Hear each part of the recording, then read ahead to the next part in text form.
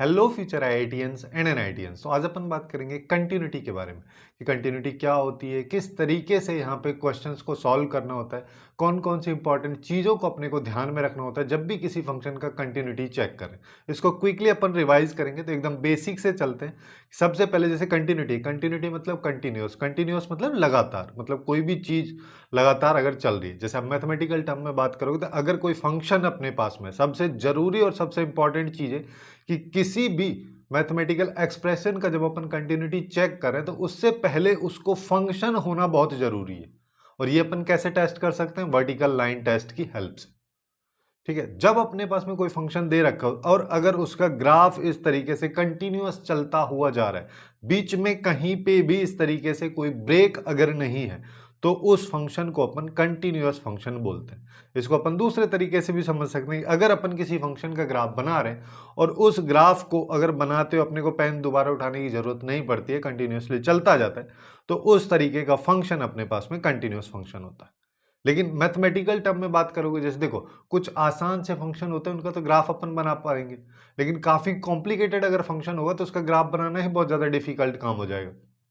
तो वैसी सिचुएशन में कैसे हम फंक्शन का कंटिन्यूटी चेक करें?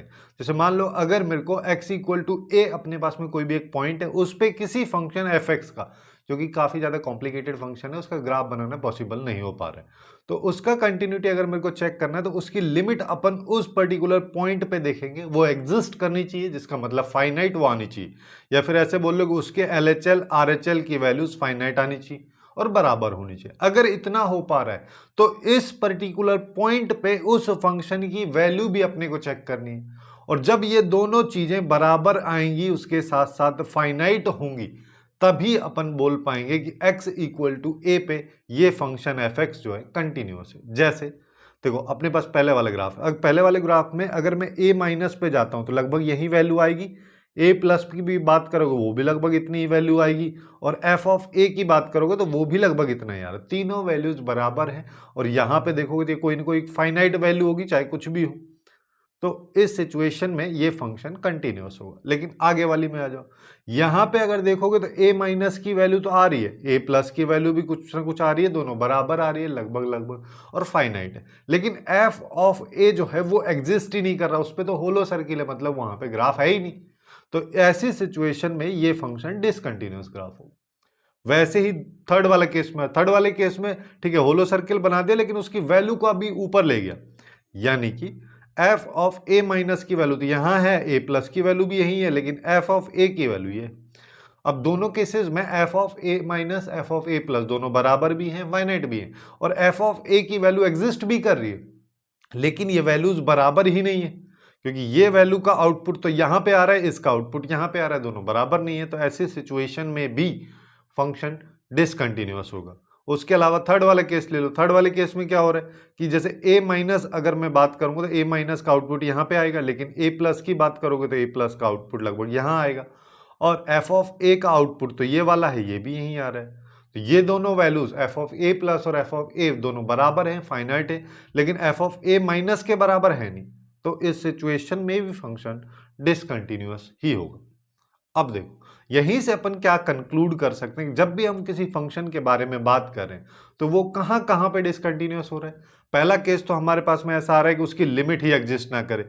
ऐसा मैं यहाँ पे कोई सिनेरियो लिया नहीं हूं, वैसे चाहो तो अपन यहाँ पे ले सकते हैं कि x इक्वल टू ए वाला ये पॉइंट है और ग्राफ जो है कुछ इस तरीके से चल रहा है। अब x इक्वल टू ए पे ये फंक्शन डिफाइन ही नहीं, यहाँ पे कोई लिमिट ही एग्जिस्ट नहीं कर रहा, दोनों इनफाइनाइट आउटपुट आ रहे। पहला केस ये वाला हो जाएगा। दूसरा केस ऐसा हो सकता है कि लिमिट तो एग्जिस्ट कर जाए लेकिन f ऑफ a के बराबर ना आए, जैसे कि थर्ड वाले केस में हो रहा है, लिमिट यहां पे एग्जिस्ट कर रही। और थर्ड केस हो सकता है कि f ऑफ a की वैल्यू ही डिफाइन ना हो, जैसे कि सेकंड वाले केस में। तो ये सारी चीजों का जब भी अपन डिसकंटिन्यूटी के बारे में बात करें तो उनका ध्यान रखना है कि इन तीनों केसेस में कोई भी फंक्शन जो है डिसकंटिन्यूअस हो सकता है।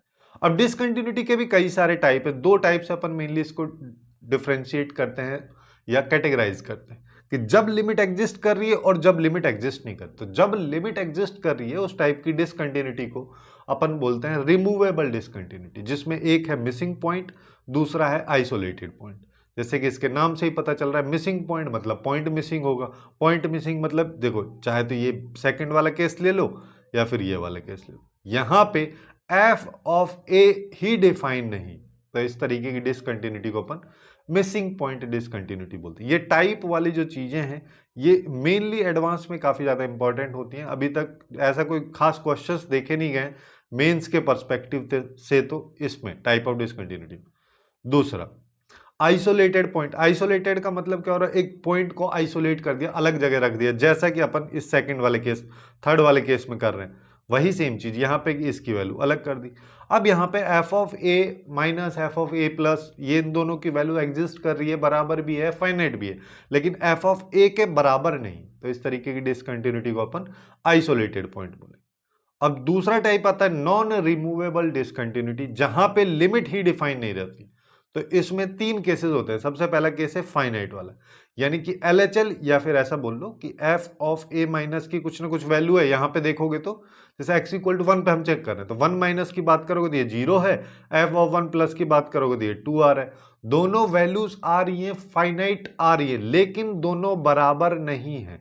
तो ऐसी सिचुएशन में इस टाइप की डिसकंटिन्यूटी को अपन बोलते हैं finite type non removable discontinuity.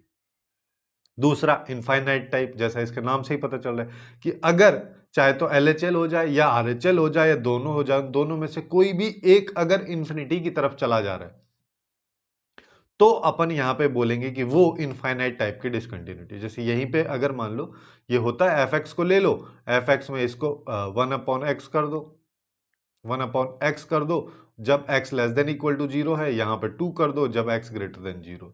तो अब f ऑफ 0 माइनस अगर निकालोगे तो ये माइनस इंफिनिटी की तरफ चल दिया, ठीक है। और f ऑफ 0 प्लस जब निकालोगे तो ये 2 है, तो एक हो गया इनफाइनाइट। तो चाहे तो दोनों हो जाते या एक हो जाता, तो उस सिचुएशन में अपन इस तरीके की जो डिसकंटिन्यूटी है उसको इनफाइनाइट टाइप बोलते हैं, ठीक है। दोनों कब होते हैं, दोनों इस वाले केस में होते हैं। देखो यहाँ पे a माइनस निकालोगे वो भी प्लस इन्फिनिटी जा रहा है, a प्लस निकालोगे वो भी प्लस इन्फिनिटी यहाँ पे जा रहा है। अब थर्ड होता है ऑसिलेटिंग डिसकंटिन्यूटी। इसका मतलब क्या हो रहा है, इसका मतलब यहाँ पे ये हो रहा है कि इस सिचुएशन में हमारे पास एक ऐसी डिसकंटिन्यूटी होती है कि जब भी हम x की वैल्यू डाल रहे हैं तो हमको पता है कि पूरे फंक्शन की जो वैल्यू है वो कोई ना कोई फाइनाइट वैल्यू आएगी, लेकिन हम पता नहीं कर पा रहे कि एक्चुअल में क्या वैल्यू आएगी, यानी कि कोई फिक्स्ड वैल्यू हम वहां पे डिसाइड नहीं कर पा रहे। जैसे कि इस लिमिट वाले केस में देख लो, जब लिमिट x टेंड्स टू 0 डालोगे तो साइन के अंदर आएगा इन्फिनिटी। अब साइन x का ग्राफ क्या होता है, रफली अगर देखोगे तो कुछ इस तरीके का होता है। जब जैसे जैसे x इन्फिनिटी की तरफ जाएगा, चाहे प्लस इन्फिनिटी तक जाए या माइनस इन्फिनिटी का, हमको पता है कि ये +1 से -1 के बीच में ही इसका आउटपुट रहने वाला है, लेकिन एग्जैक्टली क्या आउटपुट रहेगा ये चीज हम डिसाइड नहीं कर पा रहे। तो इसी तरीके की डिसकंटिन्यूटी ये होती है। अब कुछ इंपॉर्टेंट पॉइंट्स के बारे में बात कर लेते हैं कि जब भी अपन डिसकंटिन्यूटी को देख रहे हैं तो क्या क्या देखना है। कि सबसे पहले अगर मान लो कहीं अपने को कोई पॉइंट फंक्शन दे रखा है तो पॉइंट फंक्शन हमेशा कंटिन्यूअस होता है। अब पॉइंट फंक्शन ऐसा भी होता है कि f x is equal to 2, ये हो गया पॉइंट फंक्शन, लेकिन इतना सिंपल कोई पूछेगा नहीं, इस तरीके से भी दे सकता है जैसे ये वाला फंक्शन दे रखा है। अब यहाँ पे ये दे नहीं रखा कि ये पॉइंट फंक्शन है, लेकिन एक्चुअली में है। कैसे है, जैसे इसके रूट के अंदर की वैल्यू को अपने क्या पता है, सिंस न्यूमरेटर मतलब x minus 2 greater than equal to 0 होना चाहिए, यानी कि x greater than equal to 2 होना चाहिए। दूसरा वाला केस यहाँ पे क्या है, 2 minus x greater than equal to 0 होना चाहिए, यानी कि x less than equal to 2 होना चाहिए। अब पहला वाला केस भी होना चाहिए, दूसरे वाला केस भी होना चाहिए, दोनों केस होना चाहिए। तो इस सिचुएशन में अपन क्या करेंगे, दोनों का इंटरसेक्शन लेंगे। दोनों का इंटरसेक्शन है, दोनों की कॉमन x की वैल्यूज, वो केवल x इक्वल टू 2 है, ठीक है। तो x इक्वल टू 2 पे एफ एक्स का वैल्यू क्या आएगा, 0 आएगा। तो इस तरीके से इस फंक्शन का ग्राफ बनेगा, जो कि एक्चुअल में एक पॉइंट फंक्शन है, और पॉइंट फंक्शन हमेशा कंटिन्यूअस होते हैं। दूसरे पॉइंट पे आ जाओ, जितने भी पॉलिनोमियल फंक्शन अपने को दे रखे हो, एक्सपोनेंशियल फंक्शन दे रखा हो, कोई ट्रिग्नोमेट्रिक फंक्शन दे रखा हो या लॉगरिथमिक फंक्शन दे रखा हो, सारे के सारे फंक्शन कंटिन्यूअस होते हैं जब हम उनके डोमेन के अंदर बात करें। जैसे कि ln x है, ln x का ग्राफ कुछ इस तरीके का होता है, हमको पता है इसका डोमेन x ग्रेटर देन 0 है। अब ऐसी सिचुएशन में x ग्रेटर देन 0 की हर वैल्यू पे फंक्शन कंटिन्यूअस है, लेकिन अगर तुम बात करोगे x इक्वल टू 0 पे, बताओ x इक्वल टू 0 पे फंक्शन ही डिफाइन नहीं है। तो इसके डोमेन के बेसिस पे अपन देखते हैं तो सारे के सारे, चाहे लॉगरिदमिक फंक्शन हो, ट्रिग्नोमेट्रिक फंक्शन हो, एक्सपोनेंशियल फंक्शन हो, सब कंटिन्यूअस होते हैं। थर्ड पॉइंट पे आ जाओ कि अगर मान लो अपने को कोई भी एक फंक्शन दे रखा है, वो a बाई बी या फिर न्यूमरेटर बाई डिनोमिनेटर के फॉर्मेट में दिया हुआ, ठीक है, इस तरीके से अगर दे रखा है, तो ये फंक्शन कहां पे डिसकंटिन्यूअस होगा? ये केवल उन पॉइंट्स पे डिसकंटिन्यूअस होगा जब ये जो डिनोमिनेटर है इक्वल टू 0 हो। जैसे पहले वाला एग्जांपल, तो यहां पे ये f(x) फंक्शन कब डिसकंटिन्यूअस होगा? जब 10x की वैल्यू √3 होगी, या फिर बोल दो कि x की वैल्यू जब π/3 होगी, तो उस सिचुएशन में ये फंक्शन डिसकंटिन्यूअस होगा। ऐसे ही दूसरे वाले फंक्शन पे आ जाओ। अब दूसरे वाले फंक्शन में देखोगे x की इवन पावर है, x की इवन पावर ये है, ठीक है। अच्छा, ये न्यूमरेटर में कुछ भी हो, उससे कोई फर्क नहीं पड़ रहा है, ठीक है, केवल क्योंकि इस वैल्यू पे फंक्शन डिफाइन ही नहीं होगा। जैसे ही डिनोमिनेटर में 0 होएगा, ये इन्फिनिटी की तरफ चला जाएगा, इन्फिनिटी पे तो डिफाइन होता ही नहीं, तो इस चीज का ध्यान रखना है। अब यहां पे जब x अपन ले रहे हैं और x की इवन पावर है, जिसका मतलब इसकी मिनिमम से मिनिमम वैल्यू 0 हो सकती है, और सिंस इसके साथ में प्लस में 7 है, यानी कि ये वाली वैल्यू जो है कभी 0 होगी ही नहीं। तो इसका मतलब यहां पे कोई भी ऐसा पॉइंट नहीं आएगा जहां पे ये फंक्शन डिसकंटिन्यूअस होगा, यानी कि ये हर जगह पे कंटिन्यूअस फंक्शन होगा, ठीक है। इस चीज का ध्यान अपने को रखना है। लेकिन ऐसा भी कभी कभी होता है कि डिनोमिनेटर में भी डिनोमिनेटर है, यानी कि देखो ये वाला केस, जब ऐसा हो तो क्या करेंगे? तो यहां पे अपने को दो केस लगाने। पहला केस ये कि ये पूरा पूरा इक्वल टू जब 0 होगा, तो उस पॉइंट पे ये फंक्शन डिसकंटिन्यूअस होगा। उसके बाद जो ये पावर है, जब ये 0 होगा तब भी ये फंक्शन डिसकंटिन्यूअस होगा। तो पूरा 0 कब होगा? जब 5 की पावर में 0 बन जाए, क्योंकि ये पूरा पूरा 1 बन जाएगा, 1 माइनस 1 0 करेंगे। तो 5 की पावर में 0 कब बनेगा? जब x इक्वल टू 3 होगा। और ये कब होगा? जब x इक्वल टू 4। तो दो पॉइंट ऐसे हैं जहां पे डिनोमिनेटर इस f(x) फंक्शन का 0 हो रहा है, तो यानी कि इन दोनों पॉइंट्स पे ये फंक्शन डिसकंटिन्यूअस होगा। और आगे आते हैं कि जब हमको ग्रेटेस्ट इंटीजर फंक्शन दे रखा हो या फ्रैक्शनल पार्ट फंक्शन दे रखा है, ठीक है, तो जब भी fractional part function, greatest integer function की अगर मैं बात कर रहा हूं, तो इसके अंदर टी भी लिखा है, तो जब यहां पे ये वैल्यू इंटीजर होगी, ठीक है, उस सिचुएशन में ये डिसकंटिन्यूअस होगा। क्यों? क्योंकि ग्रेटेस्ट इंटीजर फंक्शन का ग्राफ अपने को पता ही कि ये इंटीजर पे ब्रेक होता है, ठीक है। और मैं यहां पे f(x) क्यों ले रहा हूं? क्योंकि कोई जरूरी थोड़ी ना हर बार x ही इसके अंदर लिखा रहेगा या t ही लिखा रहेगा। कभी कभी ऐसा भी हो सकता है 2x + 3 लिखा रहे, जिसका मतलब जब ये 2x + 3 की वैल्यू इंटीजर बनेगी। ऐसा ही सेम चीज फ्रैक्शनल पार्ट फंक्शन के साथ में भी है कि जब इसके अंदर 2x + 3 अगर लिखा हुआ है, तो जब इस 2x + 3 की वैल्यू इंटीजर होगी, जिन x की वैल्यूज पे ये इंटीजर अपने को दे रहा होगा पूरा के पूरा, उन पे ये जो f(x) फंक्शन है ये डिसकंटिन्यूअस होगा। ऐसे ही अगर मान लो अपने को कहीं सिग्नम फंक्शन की बात करो, तो क्या होता है कि यहां पे जब x लेस देन 0 है तो आउटपुट -1, x इक्वल टू 0 पे आउटपुट 0 और x ग्रेटर देन 0 पे आउटपुट 1, ये होता है। अब इसका ग्राफ भी अगर बनाओगे तो ग्राफ कैसा बनता है कि भाई यहां से ये चल देगा, यहां से ये चल देगा, बीच में ये आ जाए, ऐसा कुछ ग्राफ होता है। यानी कि ये ग्राफ x इक्वल टू 0 पे टूट रहा है। तो वही चीज यहां पे भी लिखा है कि अगर इसके अंदर x है तो ये x इक्वल टू 0 पे टूट रहा है।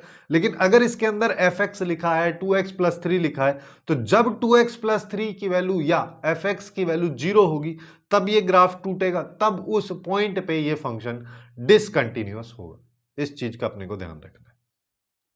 और थोड़ा सा आगे चलते हैं। अभी तो अपन ने क्या किया कि जितने भी पॉइंट्स पे देखनी थी, पॉइंट्स के बेसिस पे अपन कंटिन्यूटी डिसकंटिन्यूटी देख रहे थे। अब अगर मान लो इंटरवल की बात हो, जैसे कोई ओपन इंटरवल a, b अपने को दे रखा है, तो a पे भी वैल्यू नहीं है, b पे भी वैल्यू नहीं है, इसके अंदर सारी की सारी x की वैल्यूज पे f(x) का कुछ ना कुछ वैल्यू है।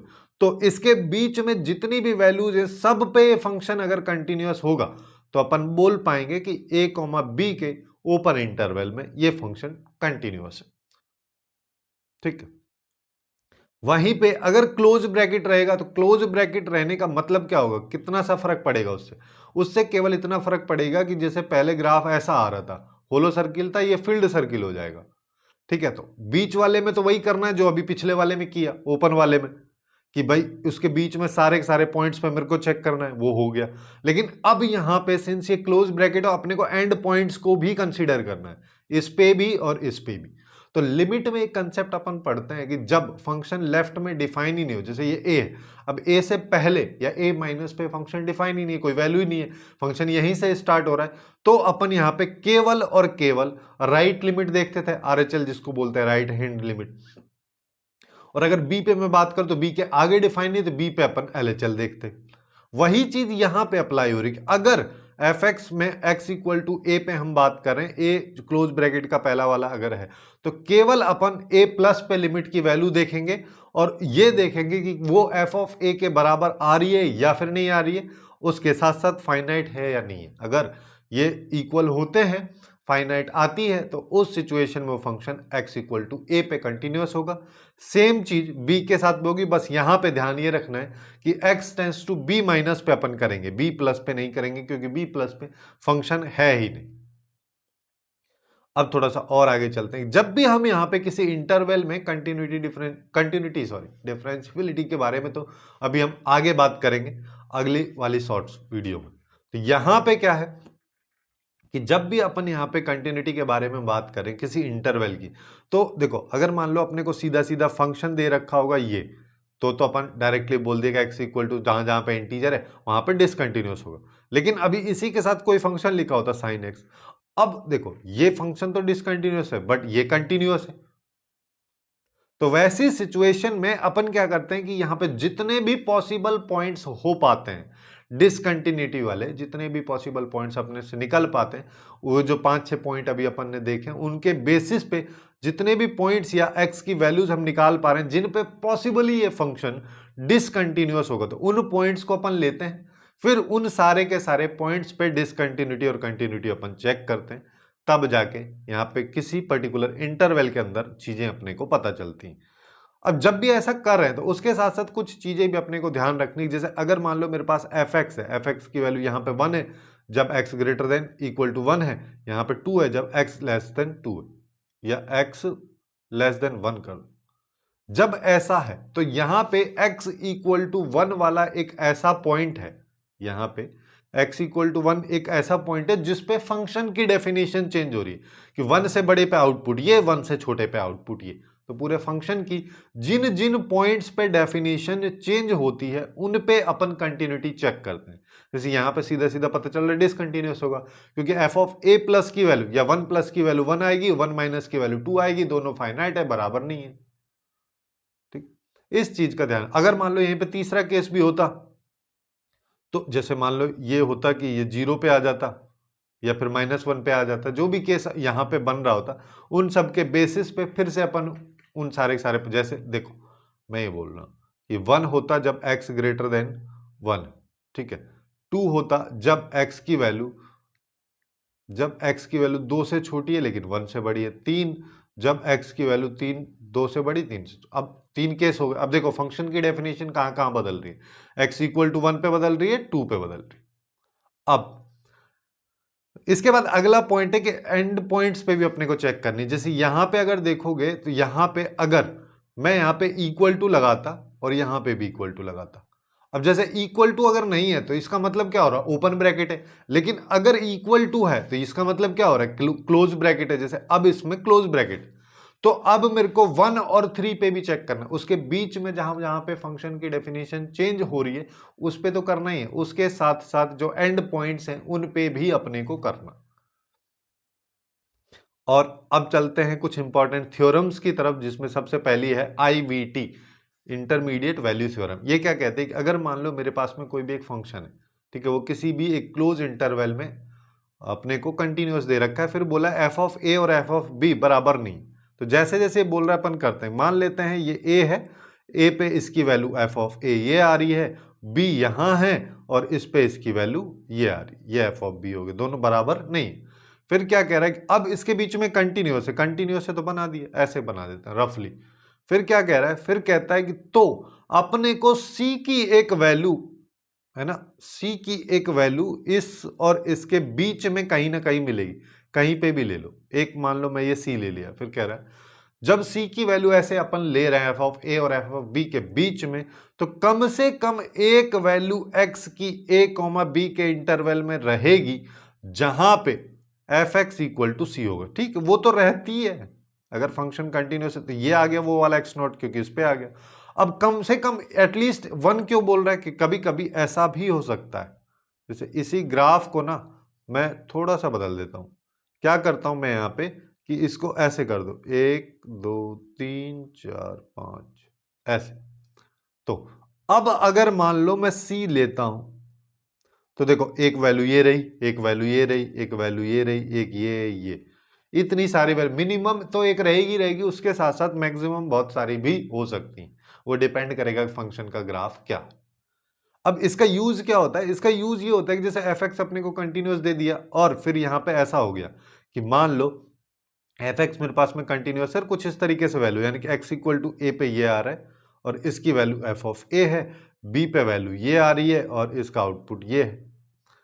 अब एफ ऑफ ए की वैल्यू जो है कुछ भी आएगी वो नेगेटिव तो होगी, ये तो अपन ग्राफ से देख के आइडिया लगा रहे हैं। एफ ऑफ बी की बात करोगे तो ये पॉजिटिव होगी, दोनों को मल्टीप्लाई अगर करोगे तो वो नेगेटिव आएगा। ऐसा बन रहा है अगर तो ये कहता है कि एफ एक्स का ए कॉमा बी के बीच में एक रूट होगा, ये रहा है ना, इसको एक्स नॉट बोल। तो भाई जब भी ऐसा होगा तो कम से कम ए और बी के बीच में एटलीस्ट एक वैल्यू ऐसी होगी जब वो एक्स एक्सिस को कट कर रहा होगा।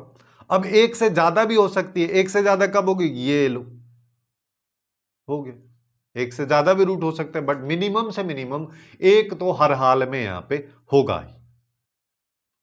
इसके बाद आती है दूसरी थ्योरम जिसको बोलते हैं एक्सट्रीम वैल्यू थ्योरम। ये क्या कहती है कि अगर मेरे पास में एफ एक्स एक कंटिन्यूअस फंक्शन है ए से बी के क्लोज इंटरवल में, और एफ एक्स जो है कम से कम, सॉरी, एफ एक्स जो है एटलीस्ट, ये मिनिमम लिखा है, ठीक है, मिनिमम वैल्यू अगर एफ एक्स फंक्शन की एम है और एक मैक्सिमम वैल्यू कैपिटल एम है, ठीक है, अगर एफ एक्स जो है एक कंटिन्यूअस फंक्शन है ए कॉमा बी के क्लोज इंटरवल, जैसा कि यहां पे दिख रहा है, ये कंटिन्यूअस फंक्शन है, ये ए है, इसका आउटपुट एफ ऑफ ए है, ये कंटिन्यूअस फंक्शन हो गया, चाहे ये दोनों बराबर हो या ना हो, उससे कोई फर्क नहीं पड़ रहा है यहां पर।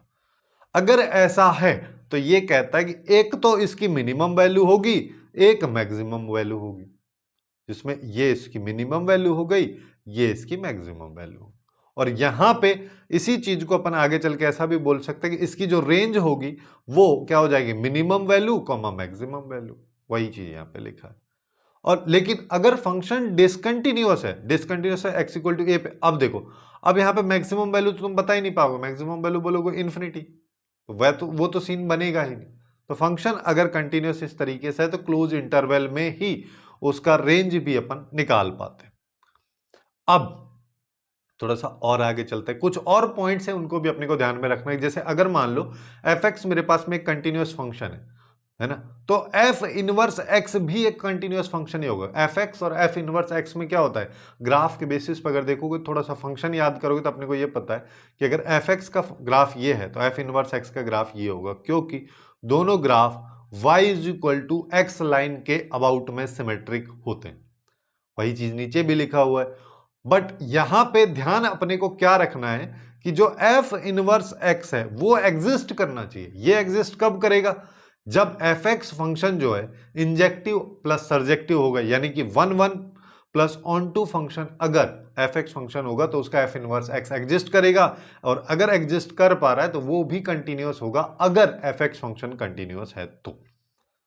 अब इसके बाद एक टाइप के क्वेश्चंस वैसे तो काफी फ्रीक्वेंटली नहीं पूछे जाते, बट ये थोड़ा सा काफी ट्रेंडिंग सा हो जाता है और कंफ्यूजिंग काफी सारे स्टूडेंट्स के लिए हो जाता है, क्योंकि लिमिट वगैरह का यहाँ पे यूज होता है। क्या बोलता है कि अपने को इस तरीके का कोई क्वेश्चन देगा कि ये है एफ एक्स फंक्शन, अब बताइए इसका कहाँ कहाँ पे कंटिन्यूस होगा, कहाँ कहाँ पे डिसकंटिन्यूस होगा। अब इसको करने के लिए अपने को थोड़ा सा बेसिक पता होना चाहिए। अगर मान लो ए अपने पास में कोई भी एक बेस है और उसकी पावर एन दे रखी है और limit n tends to infinity लगा हुआ है, तो इसको सबसे पहले अपने को क्या करना है कि बेस कुछ भी ले लो, बस ध्यान ये रखना है कि पावर में केवल एन रहे, ठीक है। अब जब ऐसा हो जाए तो उसके बाद देखो, जब अपन बोलेंगे कि बेस की वैल्यू या ए की वैल्यू लेस देन 1 है, ठीक है, ऑब्वियस सी बात है, यहां पे पॉजिटिव तो होगी होगी, ठीक है, बेस की पावर चल रही। तो जब बेस की वैल्यू 1 से छोटी है यानी 0 से बड़ी है, 0 पॉइंट समथिंग है, अब उस पर पावर इन्फिनिटी करोगे तो उसका आउटपुट 0 आएगा। लेकिन जब बेस की वैल्यू 1 है फिर उस पर पावर कुछ भी कर लो, कोई फर्क ही नहीं पड़ने वाला, तो आउटपुट 1 ही आएगा। लेकिन जब बेस की वैल्यू 1 से बड़ी है, 1 पॉइंट समथिंग है, 2 है, 3 है, 4, अब उसकी पावर तुम इन्फिनिटी की तरफ लेके जाओगे तो वैल्यू भी इन्फिनिटी की तरफ ही जाएगी। तो जब भी इस तरीके कोई फंक्शन दे रखा हो तो उसको अपन कुछ इस तरीके से खोलते हैं, जैसे ये। अब इसमें हमको क्या करना है, जैसे कि मैं अभी बोला यहाँ पे कि सबसे पहले ध्यान ये रखना है कि पावर में केवल n आए, तो ये अपना बेस यहां पे बन जाएगा, इतना हो गया। अब हमको क्या करना है, अब हमको ये देखना है कि जब ये बेस जो है, अब यहां पे बेस एक्स स्क्वायर, तो यहां पे एक्स स्क्वायर ही हम लिखेंगे। एक्स स्क्वायर जब लेस देन 1 होगा, बेस लेस देन 1 होगा, तो क्या होगा, ये पूरे की वैल्यू 0, तो 0 माइनस 1 अपॉन 0 प्लस 1, तो आउटपुट आ जाएगा -1। लेकिन जब बेस इक्वल टू 1 होगा तो 1 माइनस 1 यानी कि 0 हो जाएगा ऊपर, नीचे 2 आएगा तो आउटपुट 0 ही रहेगा। थर्ड केस क्या रहेगा, थर्ड केस आएगा कि जब n टेंस टू इन्फिनिटी होगा, बेस या एक्स स्क्वायर की वैल्यू 1 से बड़ी होगी, तो क्या होगा, तो यहां पे इन्फिनिटी -1 अपॉन इन्फिनिटी +1, यानी कि इन्फिनिटी बाई इन्फिनिटी का इनडिटर्मिनेट फॉर्म बनेगा। अब इनडिटर्मिनेट फॉर्म तो किसी चीज का आंसर हो नहीं सकता, तो हम क्या करेंगे, तो हम इसको सिंप्लीफाई करेंगे या सॉल्व करेंगे। कैसे सॉल्व करेंगे कि हम यहां पे x की पावर 2n जो है उससे पहले न्यूमरेटर को डिनोमिनेटर को अलग अलग डिवाइड कर दो। जब डिवाइड करोगे तो अपने पास ऐसा कुछ फंक्शन आएगा। अब सिंस हमको पता है कि एक्स स्क्वायर ग्रेटर देन 1 है और limit n tends to infinity लग रही है, तो ये वाली वैल्यू इन्फिनिटी की तरफ जाएगी, तो उसका रेसिप्रोकल 0 की तरफ जाएगा, तो 1 माइनस 0 अपॉन 1 प्लस 0 यानी कि 1 इसका आउटपुट आ जाएगा। अब जब इतना हो गया है तो उसके बाद हमको क्या करना है, देखो ये तो एक्स स्क्वायर की वैल्यू होती है, यहां से अपने को बताना है कि x जो है प्लस माइनस 1 के बराबर हो जाएगा, sorry x less then plus minus 1 हो जाएगा, जिसको अपन क्या बोल सकते हैं कि x की वैल्यू -1 से 1 के बीच में यहां पे आ जाएगी। यहां पे बात करोगे तो x equal two plus minus 1 आ जाएगा। यहां पे बात करोगे तो x की वैल्यू क्या आ जाएगी, माइनस इन्फिनिटी से -1 यूनियन 1 से इन्फिनिटी। अब इस तरीके से इस फंक्शन को डिफाइन कर लो, फिर जहां जहां पे फंक्शन की डेफिनेशन चेंज हो रही है, 1 पे -1 पे 2 पॉइंट्स पे चेंज हो रही है, उन दोनों पे फंक्शन का कंटिन्यूटी चेक कर लो, अगर उन पे है तो हो गया। तो इस तरीके से किसी भी फंक्शन का कंटिन्यूटी अपन चेक करते हैं। तो यही थी कुछ इंपॉर्टेंट इंफॉर्मेशन कंटिन्यूटी चैप्टर के बारे में। सो आज के लिए बस इतना ही। Hopefully you guys find it useful, and if you find it useful then please do like, share and subscribe.